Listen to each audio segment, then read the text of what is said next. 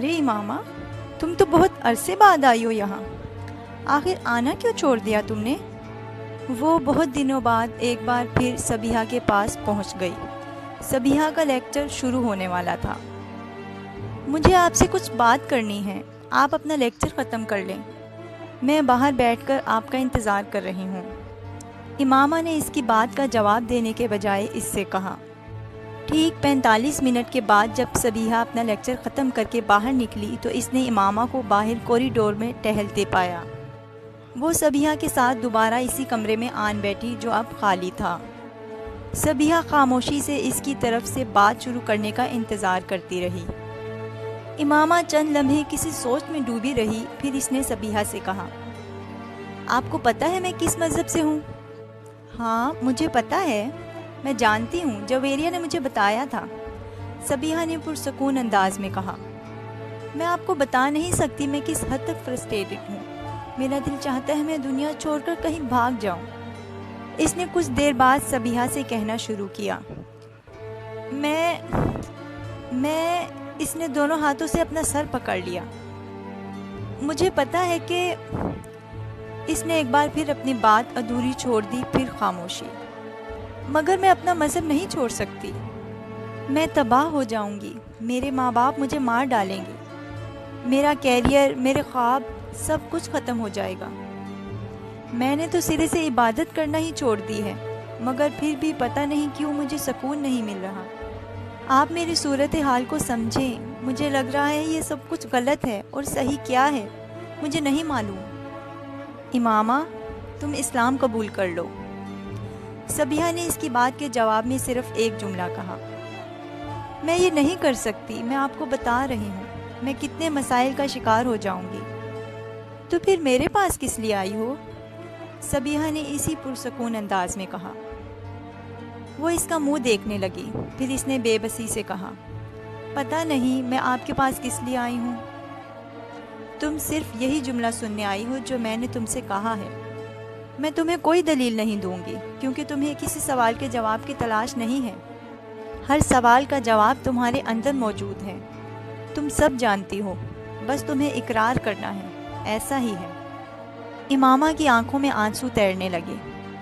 मुझे लग रहा है मेरे पाँव ज़मीन से उखड़ चुके हैं। मैं जैसे खला में सफ़र कर रही हूँ, इसने भराई हुई आवाज़ में कहा। सबीहा ने इसकी बात का जवाब नहीं दिया। वो बिस्मिल्लाह पढ़ रही थी। इमामा गीली आंखों के साथ इसका चेहरा देखने लगी। कहीं कुछ भी नज़र नहीं आता था सबीहा, कुछ भी नहीं। इसने अपने हाथों की पुश्त से अपने आंसुओं को साफ किया। ला इलाहा इल्लल्लाह। सबीहा के लब आहिस्ता आहिस्ता हिलने लगे। इमामा दोनों हाथों से चेहरा ढांपकर बच्चों की तरह फूट फूट कर रोने लगी। वो रोते हुए सबीहा के पीछे कलमे के अल्फाज दोहरा रही थी। मोहम्मद रसूलुल्लाह। इमामा ने अगले अल्फाज दोहराए। इसकी आवाज़ भर आ गई। इमामा की समझ में नहीं आ रहा था कि इसे इतना रोना क्यों आ रहा है। इसे कोई पछतावा, कोई अफसोस नहीं था, मगर फिर भी इसे अपने आंसुओं पर काबू पाना मुश्किल हो रहा था। बहुत देर तक रोते रहने के बाद इसने जब सर उठाया तो सबीहा इसके पास ही बैठी हुई थी। इमामा गीले चेहरे के साथ इसे देखकर मुस्कुरा दी। राबिया और जवेरिया एक दूसरे का मुंह देख रही थी और इमामा अपने पाँव के अंगूठे के साथ फर्श को रगड़ते हुए किसी सोच में डूबी हुई थी। तुम्हें ये सब कुछ हमें पहले ही बता देना चाहिए था। जवेरिया ने एक तवील वक्फे के बाद इस खामोशी को तोड़ा। इमामा ने सर उठाकर इसे देखा और पुरसकून अंदाज में कहा, इससे क्या होता?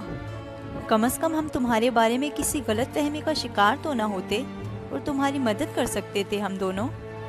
इमामा सर झटकते हुए अजीब से अंदाज में मुस्कुराई। इससे कोई ख़ास फ़र्क नहीं पड़ता। मुझे तो बहुत खुशी है इमामा कि तुमने एक सही रास्ते का इंतखाब किया है।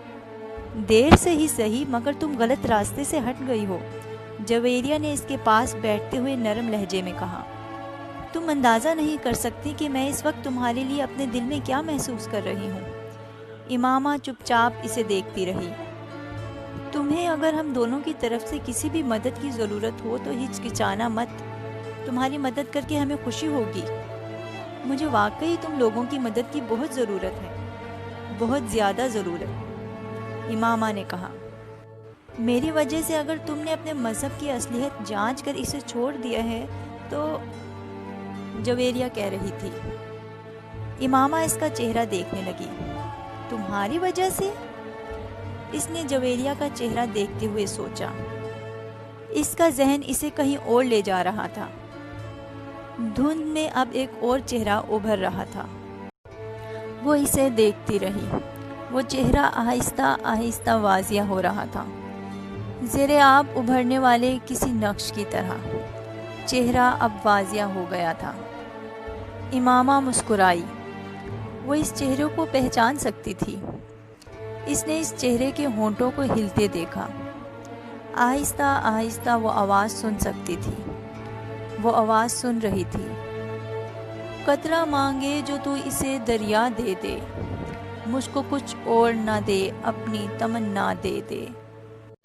میں صرف یہ چاہتی ہوں کہ تم لوگ کسی کو کچھ نہ بتاؤ، زینب کو بھی نہیں۔ اپنے سر کو جھٹکتے ہوئے اس نے جویریہ اور رابعہ سے کہا۔ ان دونوں نے اسبات میں سر ہلا دیا۔ کچھ نہیں مانگتا شاہوں سے یہ شیدا تیرا، اس کی دولت ہے فقط نقش کف پا تیرا۔ پورے قد سے میں کھڑا ہوں تو یہ ہے تیرا کرم، مجھ کو جھکنے نہیں دیتا سہارا تیرا۔ لوگ کہتے ہیں کہ سایہ تیرے پیکر کا نہ تھا، میں تو کہتا ہوں جہاں بھر پہ ہے سایہ تیرا۔ اس کی آواز پہچانتی تھی۔ یہ جلال انصر کی آواز تھی۔ امامہ میڈیکل کالج میں چند روز ہوئے تھے جب ایک ویکنڈ پر اسلام آباد آنے کے بعد اس نے رات کو زینب کے گھر فون کیا۔ بیٹا میں زینب کو بلاتی ہوں، تم ہولڈ رکھو۔ زینب کی امی فون رکھ کر چلی گئیں۔ وہ ریسیور کان سے لگائے انتظار کرنے لگی۔ کچھ نہیں مانگتا شاہوں سے یہ شہدا تیرا، اس کی دولت ہے فقط نقش کف پا تیرا۔ مردانہ آواز میں فون پر سنائی دینے والی وہ نعت امامہ نے پہلے بھی سنی تھی، مگر اس وقت جو کوئی بھی اسے پڑھ رہا تھا وہ کمال جذب سے اسے پڑھ رہا تھا۔ پورے قد سے کھڑا ہوں تو یہ تیرا ہے کرم، مجھ کو جھکنے نہیں دیتا ہے سہارا تیرا۔ اسے اندازہ نہیں تھا کہ کسی مرد کی آواز اتنی خوبصورت ہو سکتی ہے، اس قدر خوبصورت کہ پوری دنیا اس آواز کی قید میں لگے۔ امامہ نے اپنا سانس روک لیا، یا شاید وہ سانس لینا بھول گئی۔ لوگ کہتے ہیں کہ سایہ تیرے پیکر کا نہ تھا، میں یہ کہتا ہوں جہاں بھر پہ ہے سایہ تیرا۔ انسان کی زندگی میں کچھ ساعتیں سعد ہوتی ہیں۔ شب قدر کی رات میں آنے والی اس ساعت کی طرح جیسے بہت سے لوگ گزر جانے دیتے ہیں، صرف چند اس ساعت کے انتظار میں ہاتھ اٹھائے اور جھولی پھیلائے بیٹھے ہوتے ہیں، اس ساعت کے انتظار میں جو چلتے ہوئے پانی کو روک دے اور رکے ہوئے پانی کو رواں کر دے، جو دل سے نکلنے والی دعا کو لبوں تک آنے سے پہلے ہی مقدر بنا دے۔ امامہ ہاشم کی زندگی میں وہ ساعت شب قدر کی کسی رات کو نہیں آئی تھی۔ نہ اس نے اس ساعت کے لیے ہاتھ اٹھائے تھے، نہ جھولی پھیلائی تھی۔ پھر بھی اس نے زمین و آسمان کی گردش کو کچھ دیر کے لیے تھمتے دیکھا تھا، پوری کائنات کو ایک گنبد بے در میں بدلتے دیکھا تھا، جس کے اندر بس ایک ہی آواز گونج رہی تھی، دستگیری میری تنہائی کی تو نے ہی تو کی، میں تو مر جاتا اگر ساتھ نہ تیرا ہوتا۔ وہ اندھیروں سے بھی دزانہ گزر جاتے ہیں جن کے ماتھے پہ چمکتا ہے ستارہ تیرا۔ آواز بہت صاف اور واضح تھی۔ امامہ بت کی طرح ریسیور ہاتھ میں لیے بیٹھی تھی۔ ہیلو امامہ۔ دوسری طرف زینب کی آواز گونجی اور وہ آواز گم ہو گئی۔ چند لمحوں کے لیے زمین کی رکی ہوئی گردش دوبارہ بحال ہو گئی۔ ہیلو امامہ، آواز سن رہی ہو میری؟ وہ ایک جھٹکے سے ہوش کی دنیا میں واپس آئی۔ ہاں سن رہی ہوں، میں نے سوچا لائن کٹ گئی۔ دوسری طرف سے زینب نے کچھ مطمئن ہوتے ہوئے کہا۔ امامہ اگلے چند منٹ اس سے بات کرتی رہی، مگر اس کا دل و دماغ کہیں اور تھا۔ جلال الدین انصر زینب کا بڑا بھائی تھا اور امامہ غائبانہ طور پر اس سے واقف تھی۔ زینب اس کی کلاس فیلو تھی اور اس سے امامہ کا تعارف وہیں میڈیکل کالج میں ہوا تھا۔ چند ماہ میں ہی یہ تعارف اچھی خاصی دوستی میں بدل گیا۔ اس تعارف میں اسے یہ پتہ چلا کہ وہ لوگ 4 بھائی بہن تھے۔ جلال سب سے بڑا بھائی تھا اور ہاؤس جاب کر رہا تھا۔ زینب کے والد وابڈا میں انجینئر تھے اور ان کا گھرانہ کافی مذہبی تھا۔ اسلام آباد سے واپسی پر اس نے زینب سے نعت پڑھنے والے اس شخص کے بارے میں پوچھا۔ زینب، اس رات میں نے تمہیں فون کیا تو کوئی نعت پڑھ رہا تھا، وہ کون تھا؟ اس نے اپنے لہجے کو حد الامکان نارمل رکھتے ہوئے کہا۔ وہ جلال بھائی تھے، ایک مقابلے میں حصہ لینے کے لیے وہ نعت یاد کر رہے تھے۔ فون کوریڈور میں ہے اور ان کے کمرے کا دروازہ کھلا تھا، اس لیے آواز تم تک پہنچ گئی، زینب نے تفصیل سے بتایا۔ بہت اچھی آواز ہے ان کی۔ ہاں، آواز تو بہت اچھی ہے ان کی، قرات تو نعت سے بھی زیادہ خوبصورت کرتے ہیں، بہت سے مقابلوں میں انعام بھی لے چکے ہیں۔ ابھی بھی کالج میں ایک مقابلہ ہونے والا ہے، تم اس میں انہیں سننا۔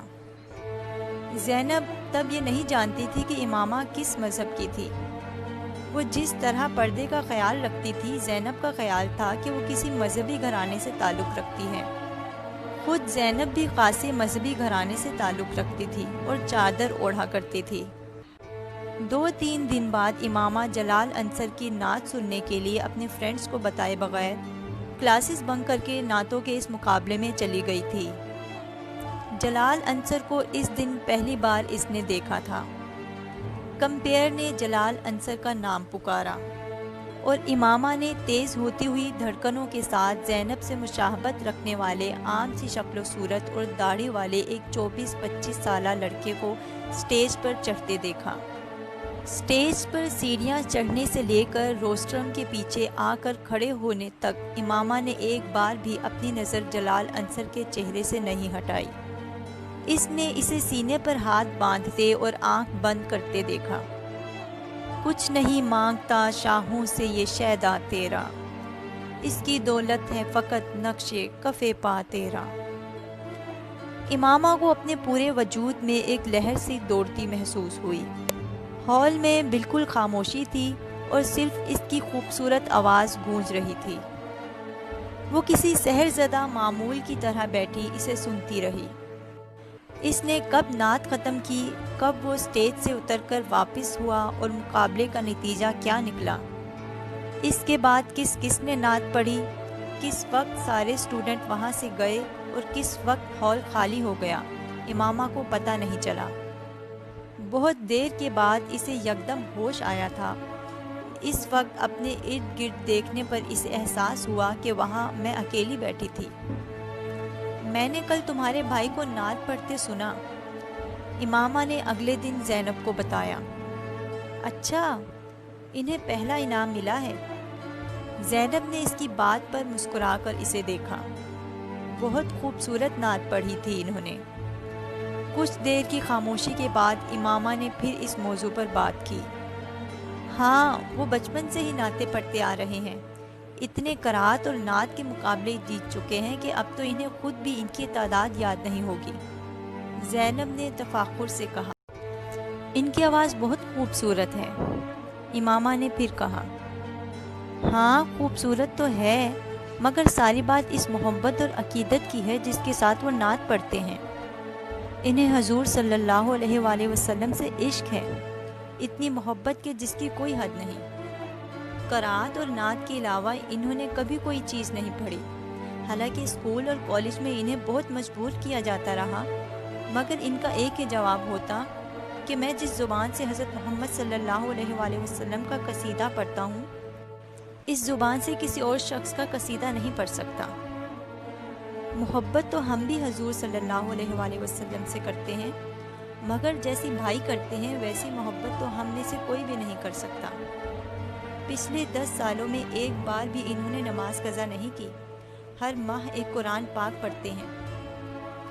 تم تو نعت کی تعریف کر رہی ہو، اگر ان سے تلاوت سن لو تو۔ وہ بڑے فخر سے بتا رہی تھی۔ امامہ چپ چاپ اسے دیکھ رہی تھی۔ اس نے زینب سے اس کے بعد کچھ نہیں کہا۔ اگلے دن وہ صبح کالج جانے کے لیے تیار ہونے کے بجائے اپنے بستر میں گھسی رہی۔ جویریہ نے خاصی دیر کے بعد بھی اسے بستر سے برآمد نہ ہوتے دیکھ کر جھنجھوڑا۔ اٹھو امامہ، کالج نہیں جانا کیا؟ دیر ہو رہی ہے۔ نہیں، آج مجھے کالج نہیں جانا۔ امامہ نے دوبارہ آنکھیں بند کر لی۔ کیوں؟ جویریہ کچھ حیران ہوئی۔ میری طبیعت ٹھیک نہیں ہے، امامہ نے کہا۔ آنکھیں تو بہت سرخ ہو رہی ہیں تمہاری، رات کو سوئی نہیں تم؟ نہیں، مجھے نیند نہیں آئی، اور اب پلیز مجھے سونے دو، امامہ نے اس کے کسی اور سوال سے بچنے کے لیے کہا۔ جویریہ کچھ دیر اسے دیکھتے رہنے کے بعد اپنا بیگ اور فولڈر اٹھا کر باہر نکل گئی۔ اس کے جانے کے بعد امامہ نے اپنی آنکھیں کھول دیں۔ یہ بات ٹھیک تھی کہ وہ ساری رات سو نہیں سکی تھی، اور اس کی وجہ جلال انصر کی آواز تھی۔ وہ اپنے ذہن کو اس آواز کے علاوہ اور کہیں بھی فوکس نہیں کر پا رہی تھی۔ جلال انصر، اس نے زیر لب اس کا نام دہرایا۔ آخر اس کی آواز مجھے کیوں اس قدر اچھی لگ رہی ہے کہ میں اسے اپنے ذہن سے نکال ہی نہیں پا رہی۔ اس نے الجھے ہوئے ذہن کے ساتھ بستر سے نکلتے ہوئے سوچا۔ وہ اپنے کمرے کی کھلی ہوئی کھڑکی میں آ کر کھڑی ہو گئی۔ میرے بھائی کی آواز میں ساری تاثیر حضرت محمد صلی اللہ علیہ وآلہ وسلم کے عشق کی وجہ سے ہے۔ اس کے کانوں میں زینب کی آواز گونجی۔ آواز میں تاثیر اور عشق؟ اس نے بے چینی سے پہلو بدلا۔ سوز، گداز، لوچ، مٹھاس، آخر کیا تھا اس آواز میں؟ وہ اٹھ کر کھڑکی سے باہر دیکھنے لگی۔ دنیا عشق اللہ سے شروع ہوتی ہے اور عشق رسول صلی اللہ علیہ وآلہ وسلم پر ختم ہو جاتی ہے۔ اسے ایک اور جملہ یاد آیا، عشق رسول۔ اس نے حیرانی سے سوچا، عشق رسول یا عشق محمد صلی اللہ علیہ وآلہ وسلم؟ یکدم اسے اپنے اندر ایک عجیب سا سناٹا اترتا ہوا محسوس ہوا۔ اس نے اس سناٹے اور تاریکیوں کو کھوجنا شروع کیا، اپنے اندر سیڑھی در سیڑھی اترنا شروع کیا۔ اسے کہیں کوئی روشنی نظر نہیں آئی۔ آخر وہ کیا چیز ہوتی ہے جو حضرت محمد صلی اللہ علیہ وآلہ وسلم کا نام سننے پر لوگوں کی آنکھوں میں آنسو اور لبوں پر درود لے آتی ہے؟ عقیدت، عشق، محبت، ان میں سے کیا؟ مجھے کیوں کچھ محسوس نہیں ہوتا؟ میری آنکھوں میں آنسو کیوں نہیں آتے؟ میرے ہونٹوں پر درود کیوں نہیں آتا؟ میری آواز میں تاثیر؟ وہ لمحہ بھر کے لیے رکی۔ اس نے زیر لب پڑھا، کچھ نہیں مانگتا شاہوں سے یہ شیدا تیرا، اس کی دولت ہے فقط نقش کف پا تیرا۔ اسے اپنی آواز بھرائی ہوئی محسوس ہوئی۔ شاید ابھی جاگی ہوں اس لیے آواز ایسی ہے۔ اس نے اپنا گلا صاف کرتے ہوئے سوچا۔ اس نے ایک بار پھر پڑھنا شروع کیا، کچھ نہیں مانگتا۔ وہ ایک بار پھر رک گئی۔ اس بار اس کی آواز میں لرزش تھی۔ اس نے ایک بار پھر پڑھنا شروع کیا، کچھ نہیں مانگتا شاہوں سے یہ شیدا تیرا۔ کھڑکی سے باہر نظریں مرکوز رکھتے اس نے لرزتی بھرائی آواز اور کانپتے ہونٹوں کے ساتھ پہلا مصرع پڑھا، پھر دوسرا مصرع پڑھنا شروع کیا اور رک گئی۔ کھڑکی سے باہر خلا میں گھورتے ہوئے وہ ایک بار پھر جلال انصر کی آواز اپنے کانوں میں اترتی محسوس کر رہی تھی، بلند، صاف، واضح اور اذان کی طرح دل میں اتر جانے والی مقدس آواز۔ اسے اپنے کانوں میں نمی محسوس ہوئی۔ یکدم وہ اپنے ہوش و حواس میں آئی اور پتہ چلا کہ وہ رو رہی تھی۔ کچھ دیر جیسے بے یقینی کے عالم میں وہ اپنے دونوں ہاتھوں کی انگلیاں دونوں آنکھوں پر رکھ کے دم بخود کھڑی رہی۔ اس نے اپنے آپ کو بے بسی کی انتہا پر پایا۔ آنکھوں پر ہاتھ رکھ کے وہ آہستہ آہستہ گھٹنوں کے بل وہیں زمین پر بیٹھ گئی اور اس نے پھوٹ پھوٹ کر رونا شروع کر دیا۔ انسان کے لیے سب سے مشکل مرحلہ وہ ہوتا ہے جب اس کا دل کسی چیز کی گواہی دے رہا ہو مگر اس کی زبان خاموش ہو، جب اس کا دماغ چلا چلا کر کسی چیز کی صداقت کا اقرار کر رہا ہو مگر اس کے ہونٹ ساکت ہوں۔ امامہ ہاشم کی بھی اپنی زندگی اسی مرحلے پر آن پہنچی تھی۔ جو فیصلہ وہ پچھلے 2-3 سالوں سے نہیں کر پا رہی تھی، وہ فیصلہ ایک آواز نے چند دنوں میں کروا دیا تھا۔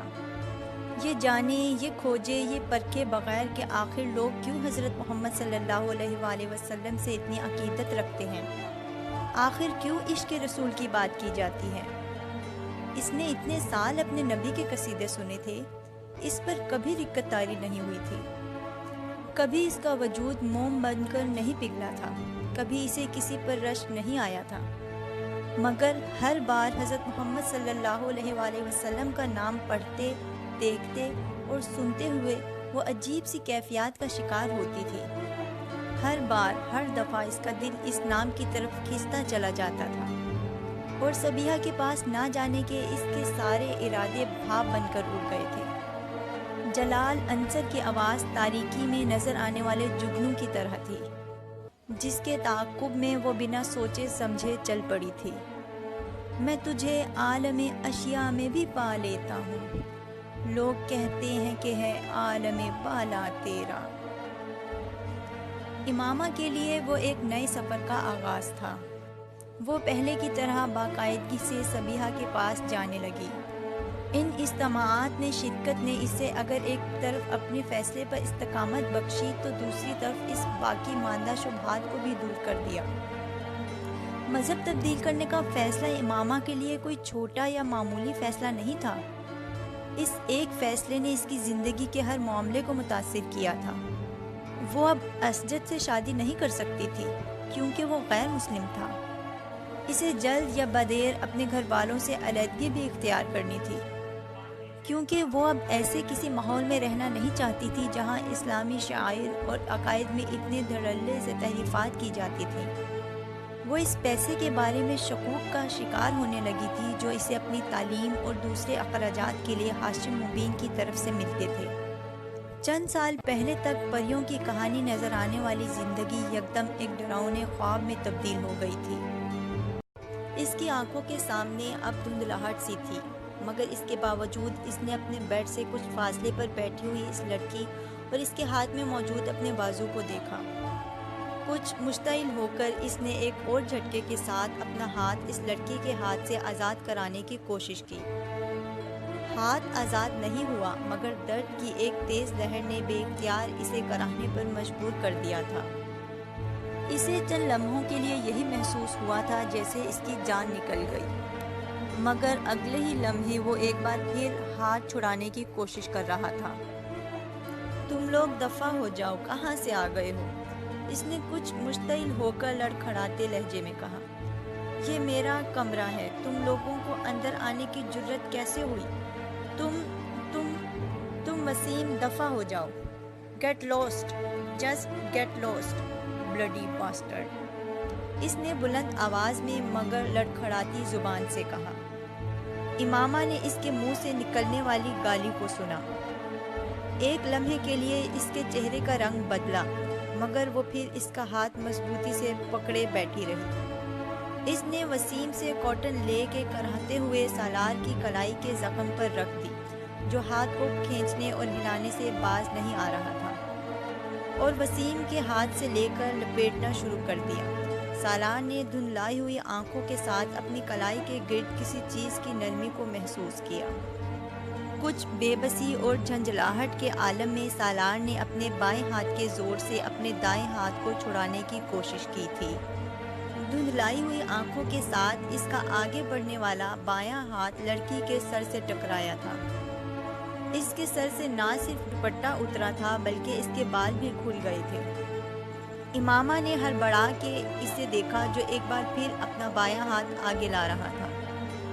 امامہ نے اپنے بائیں ہاتھ سے اس کی کلائی کو پکڑے رکھا جبکہ دائیں ہاتھ میں پکڑی ہوئی بینڈیج چھوڑ کر اپنی پوری قوت سے اپنا دایاں ہاتھ اس کے دائیں گال پر دے مارا۔ تھپڑ اتنا زرناٹے دار تھا کہ ایک لمحے کے لیے سالار کی آنکھوں کے سامنے چھائی ہوئی دھند چھٹ گئی۔ کھلے منہ اور آنکھوں کے ساتھ دم بخود اس نے اس لڑکی کو دیکھا تھا جو سرخ چہرے کے ساتھ بلند آواز میں اس سے کہہ رہی تھی، اب اگر تم ہلے تو میں تمہارا دوسرا ہاتھ بھی کاٹ دوں گی، سنا تم نے؟ سالار نے اس لڑکی کے عقب میں وسیم کو کچھ کہتے سنا، مگر وہ کچھ سمجھ نہیں پایا۔ اس کا ذہن مکمل طور پر تاریکی میں ڈوب رہا تھا، مگر اس نے پھر ایک آواز سنی، نسوانی آواز۔ وہ اپنی آنکھوں کو کھلا رکھنے کی کوشش کر رہا تھا۔ اس کی کلائی بیڈ سے نیچے لٹک رہی تھی اور خون کی دھار اب سیدھا کارپیٹ پر گر کر اس میں جذب ہو رہی تھی۔ اس کا ذہن جیسے کسی گہری کھائی میں جا رہا تھا۔ پھر اس نے کچھ دھماکے سنے۔ تاریکی میں جاتا ہوا ذہن ایک بار پھر دھماکے کے ساتھ روشنی میں آ گیا۔ شور اب بڑھتا جا رہا تھا۔ وہ فوری طور پر شور کی وجہ سمجھ نہیں پا رہا تھا۔ اس نے ایک بار پھر اپنی آنکھیں کھول دیں، مگر وہ کسی چیز کو سمجھ نہیں پا رہا تھا۔ وہ سو رہی تھی جب ہڑبڑا کر اٹھ بیٹھی۔ کوئی اس کا دروازہ بجا رہا تھا۔ امامہ، امامہ۔ وسیم دروازہ بجاتے ہوئے بلند آواز میں اس کا نام پکار رہا تھا۔ کیا ہوا ہے؟ کیوں چلا رہے ہو؟ دروازہ کھولتے ہی اس نے کچھ حواس باختگی کے عالم میں وسیم سے پوچھا، جس کا رنگ اڑا ہوا تھا۔ فرسٹ ایڈ باکس ہے تمہارے پاس؟ وسیم نے اسے دیکھتے ہی فوراً پوچھا۔ ہاں، کیوں؟ وہ مزید پریشان ہوئی۔ بس اسے لے کر میرے ساتھ آؤ، وسیم نے کمرے کے اندر داخل ہوتے ہوئے کہا۔ کیا ہوا؟ اس کے پیروں کے نیچے سے زمین کھسکنے لگی۔ چوچو نے پھر خودکشی کی کوشش کی ہے، اپنی کلائی کاٹ لی ہے اس نے۔ ملازم آیا ہوا ہے نیچے اس کا، تم میرے ساتھ چلو۔ امامہ نے بے اختیار اطمینان بھرا سانس لیا۔ تمہارے اس دوست کو مینٹل ہاسپٹل میں ہونا چاہیے، جس طرح کی یہ حرکتیں کرتا پھرتا ہے۔ امامہ نے ناگواری سے اپنے بیڈ پر پڑا ہوا دوپٹہ اوڑھتے ہوئے کہا۔ میں تو اسے دیکھتے ہی بھاگ آیا ہوں، ابھی وہ ہوش میں تھا، اس نے مڑ کر امامہ کو بتایا۔ وہ دونوں اب آگے پیچھے سیڑھیاں اتر رہے تھے۔ تم اسے ہاسپٹل لے جاتے؟ امامہ نے آخری سیڑھی پر پہنچ کر کہا۔ وہ بھی لے جاؤں گا، پہلے تم اس کے کلائی وغیرہ تو باندھو، خون تو بند ہو۔ وسیم، میں اسے کوئی بہت اچھی قسم کی فرسٹ ایڈ نہیں دے سکتی۔ پتہ نہیں اس نے کس چیز سے کلائی کاٹی ہے، زخم کتنا گہرا ہے، اس کے اپنے گھر والے کہاں ہیں؟ بات کرتے کرتے امامہ کو خیال آیا، اس کے گھر میں کوئی بھی نہیں ہے، صرف ملازم ہے۔ وہ تو کوئی فون کال آئی تھی جس پر ملازم اسے بلانے کے لیے گیا، اور جب اندر سے کوئی جواب نہیں آیا تو پریشان ہو کر دوسرے ملازموں کے ساتھ مل کر اس نے دروازہ توڑ دیا۔ وہ دونوں ساتھ ساتھ چلتے ہوئے اب اپنے گھر سے باہر نکل آئے۔ تمہارا یہ دوست جو ہے نا؟ امامہ نے کچھ ناراضی کے عالم میں وسیم کے ساتھ چلتے ہوئے سالار کے بارے میں کچھ کہنا چاہا، مگر وسیم نے غصے میں پلٹ کر اس کو جھٹک دیا۔ فار گاڈ سیک، اپنی لعنت ملامت بند نہیں کر سکتی تم؟ اس کی حالت سیریس ہے اور تم اس کی برائیوں میں مصروف ہو۔ ایسی حرکتیں کرنے والوں کے لیے میرے پاس کوئی ہمدردی نہیں ہے۔ وہ دونوں اب سالار کے لاؤنج میں پہنچ چکے تھے۔ چند قدم چلنے کے بعد وسیم ایک موڑ موڑا اور کمرے کے اندر داخل ہو گیا۔ امامہ اس کے پیچھے ہی تھی، مگر پھر جیسے کرنٹ کھا کر رک گئی۔ کمرے کے دروازے سے اندر داخل ہوتے ہی سامنے قد آدم کھڑکیوں پر کچھ ماڈلز اور ایکٹریسز کی بڑی بڑی عریاں تصویریں اس طرح لگائی گئی تھیں کہ ایک لمحے کے لیے امامہ کو یوں لگا جیسے وہ تمام لڑکیاں حقیقی طور پر اس کمرے میں موجود ہیں۔ اس کا چہرہ سرخ ہو گیا۔ ایک طرف بیڈ پر پڑے ہوئے زخمی کے بارے میں اس کی رائے کچھ اور خراب ہو گئی۔ وہ تصویریں اس کے کردار کی پستی کا ایک اور ثبوت تھیں، اور کمرے میں 3-4 لوگوں کی موجودگی میں اس کے لیے وہ تصویریں خاصی خفت اور شرمندگی کا باعث بن رہی تھیں۔ ان تصویروں سے نظریں چراتے ہوئے وہ تیز رفتاری کے ساتھ ڈبل بیڈ کی طرف آ گئی جہاں سالار سکندر لیٹا ہوا تھا۔ وسیم اس کے پاس بیڈ پر بیٹھا فرسٹ ایڈ باکس کھول رہا تھا، جبکہ امامہ کا بڑا بھائی سالار کی اس کلائی کو بیڈ شیٹ کے ایک لٹکے ہوئے کونے کے ساتھ دبا کر خون روکنے کی کوشش کر رہا تھا، جبکہ خود سالار نشے میں ڈوبے ہوئے کسی انسان کی طرح اپنا ہاتھ چھڑوانے کی کوشش کر رہا تھا۔ وہ وسیم اور وہاں ملازموں سے کچھ کہہ بھی رہا تھا۔ امامہ کے آگے بڑھتے ہی اس کے بڑے بھائی نے اس کی کرسی کو چھوڑ دیا جس پر وہ بیٹھے تھے۔ اس کے زخم دیکھو، میں نے چادر سے خون روکنے کی کوشش کی ہے مگر میں کامیاب نہیں ہوا۔ انہوں نے اس کی کلائی امامہ کو تھماتے ہوئے کہا۔ امامہ نے کرسی پر بیٹھتے ہی اس کی کلائی کے گرد لپٹا ہوا کونا ہٹایا۔ زخم بہت گہرا اور لمبا تھا، ایک نظر ڈالتے ہی اسے اندازہ ہو گیا تھا۔ سالار نے پھر ایک جھٹکے کے ساتھ اپنا ہاتھ کھینچنے کی کوشش کی، مگر امامہ مضبوطی سے کلائی کے کچھ نیچے سے اس کا بازو پکڑے رہی۔ وسیم، بینڈیج نکال دو، یہ زخم بہت گہرا ہے، یہاں کچھ نہیں ہو سکتا۔ بینڈیج کرنے سے خون رک جائے گا، پھر تم لوگ اسے ہاسپٹل لے جان۔ اس نے ایک نظر نیچے کارپٹ پر جذب ہوتے خون پر ڈالی۔ وسیم تیزی سے فرسٹ ایڈ باکس میں سے بینڈیج نکالنے لگا۔ سالار نے بیڈ پر لیٹے لیٹے اپنے سر کو جھٹکا دیا اور آنکھیں کھولنے کی کوشش کی۔ اور زندگی کے اس مشکل راستے کا انتخاب اس نے خود کیا تھا۔ اسے بعض دفعہ حیرت ہوتی کہ اس نے اتنا بڑا فیصلہ کس طرح کر لیا۔ اس نے اللہ سے استقامت ہی مانگی تھی اور اسے استقامت سے نوازا گیا تھا، مگر وہ ابھی اتنی کم عمر تھی کہ خدشات اور اندیشوں سے مکمل پیچھا چھڑا لینا اس کے لیے ممکن نہیں تھا۔ امامہ، تم فی الحال اپنے والدین کو مذہب کی تبدیلی کے بارے میں نہ بتاؤ، اپنے پیروں پر کھڑی ہو جاؤ۔ اس وقت نہ صرف تم آسانی سے اسجد سے شادی سے انکار کر سکتی ہو، بلکہ انہیں اپنے مذہب کی تبدیلی کے بارے میں بھی بتا سکتی ہو۔ سبیحہ نے ایک بار اس کی خدشات سننے کے بعد اسے مشورہ دیا۔ میں اس پیسے کو اپنے اوپر خرچ کرنا نہیں چاہتی جو میرے بابا مجھے دیتے ہیں۔ اب جب کہ میں جانتی ہوں کہ میرے والد ایک جھوٹے مذہب کی تبلیغ کر رہے ہیں، یہ جائز تو نہیں ہے کہ میں ایسے شخص سے اپنے اخراجات کے لیے رقم لوں۔ تم ٹھیک کہتی ہو، مگر تمہارے پاس فی الحال کوئی دوسرا راستہ نہیں ہے۔ بہتر ہے تم اپنی تعلیم مکمل کر لو، اس کے بعد تمہیں اپنے والد سے کچھ بھی لینا نہیں پڑے گا۔ سبیحہ نے اسے سمجھایا۔ سبیحہ اگر اسے یہ راہ نہ دکھاتی تب بھی امامہ اس کے علاوہ اور کچھ نہیں کر سکتی تھی۔ اس میں فی الحال اتنی ہمت نہیں تھی کہ وہ اپنی زندگی کی سب سے بڑی خواہش چھوڑ دیتی۔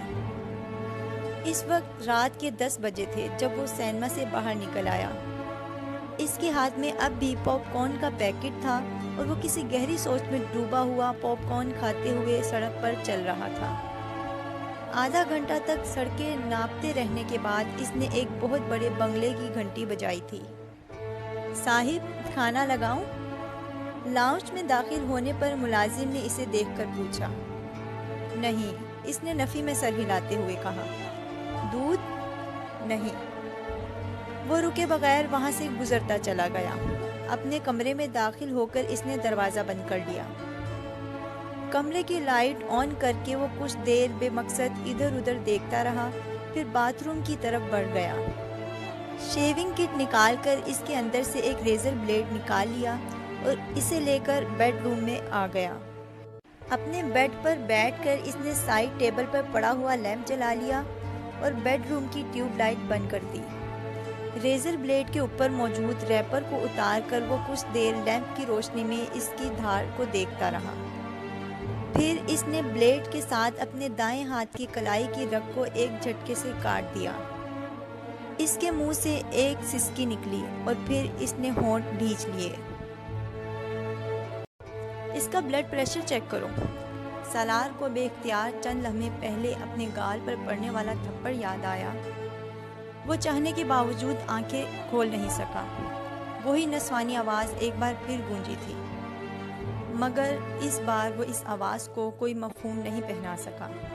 اس کا ذہن مکمل طور پر تاریکی میں ڈوب گیا۔